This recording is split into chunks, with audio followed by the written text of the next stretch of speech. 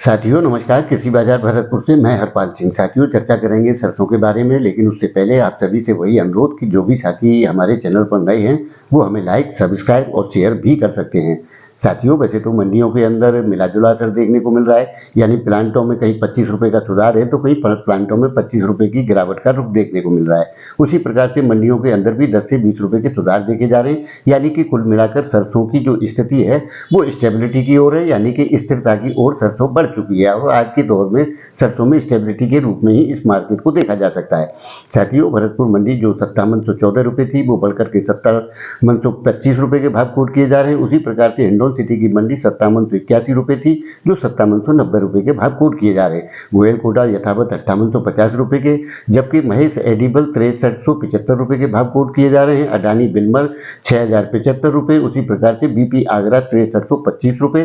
के भाव कोट किए जा रहे हैं, जबकि शारदा आगरा के भाव 6300 रुपये के स्तर पर बराबर बने हुए हैं, जिससे लगता है साथियों बिल्कुल सरसों के अंदर एक स्टेबिलिटी यानी कि स्थिरता का दौर देखने को मिल रहा है। जबकि कुछ समाचार इस प्रकार के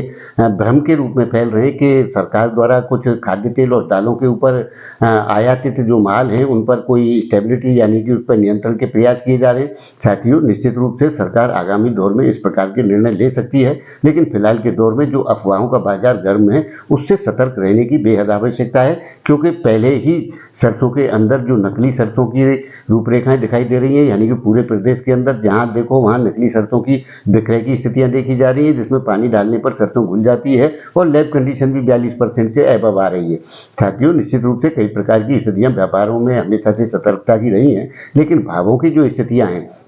वो सरसों के अंदर, जैसा कि हमने आपको अनुमान दिया था कि स्टेबिलिटी है सरसों के अंदर, कोई गिरावट या बड़ी